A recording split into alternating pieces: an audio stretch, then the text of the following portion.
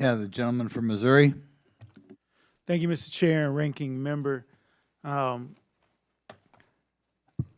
With all due respect, Dr. Carson, I just don't understand the logic.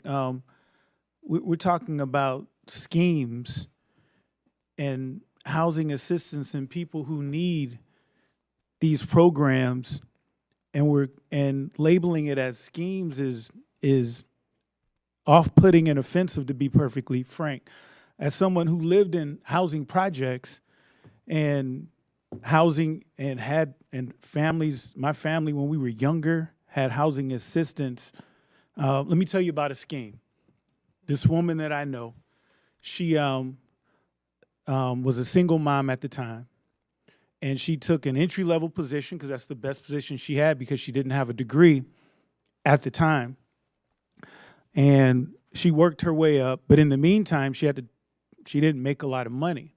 And so she had a son who she worked so that he could go to undergrad, go to law school, and then eventually sit before you on this dais as a congressman.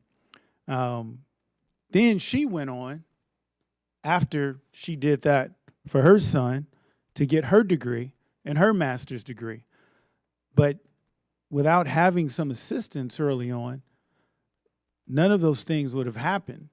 And so when we look at the worst offender, or we cherry pick a particular offender and say, oh, well, this is the rule for all of these hardworking people who are just trying to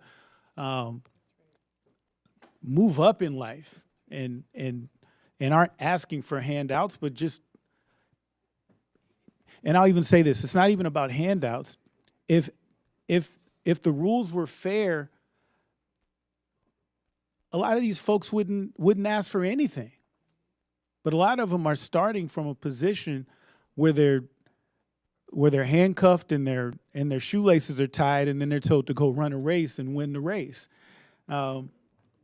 So it just seems disingenuous when we talk about schemes when we should be supporting these individuals. So as a I'll say this, as a Christian, I don't believe that anything that is man-made is going to be perfect. So you can pick any program that a Democrat or a Republican started, you'll find something that's not perfect about it. But instead of gutting the program, perhaps we could actually sit down, work together, and improve those programs. And so I want to paint a picture of how urgent these issues are. The low-income assistance programs we're discussing aren't just numbers on the page, they're lifelines. And despite what some of my Republican colleagues may suggest, what's happening here is not isolated, it's part of a troubling pattern. And right now, this administration is targeting programs like Medicaid, not to reform them, but to bankrupt them and gut them to fund for tax breaks for billionaires. Cuts to Medicaid don't just hurt on paper, they hurt real people in every community. Medicaid funds critical mental health care, from school counseling to crisis and addiction services. In Missouri, in my state, more than 48,000 people rely on Medicaid expansion. Without it, many would have nowhere else to turn. And yet, while some Republicans claim mental health is the root of tragedies like mass shootings, they are cutting the very programs designed to help. So if mental health is truly a priority, why are we slashing Medicaid? If mental health is truly a priority, why are proven mental health programs on the chopping block? If mental health is truly a priority, why was funding just frozen for the bipartisan Safer Communities Act, which improves school safety and expands mental health care? That law, which was a bipartisan bill, has been unraveled in 100 days. And President Trump's budget would make even deeper cuts. If Republicans were serious about mental health, they wouldn't be cutting student support, slashing Medicaid, and undermining community safety. And as a prosecutor, mental health and public safety shouldn't only matter after tragedies. We need to act before lives are lost.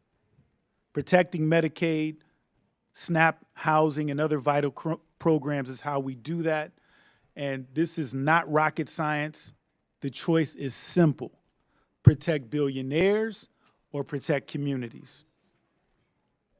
I have a quick question for Mr. Dutta-Gupta. Given that stable long-term housing is essential to children's development and mental health, does it make sense to push millions of families onto the streets? Absolutely not. It's completely counterproductive. And your life experience and Mr. Krishnamurthy's is the norm.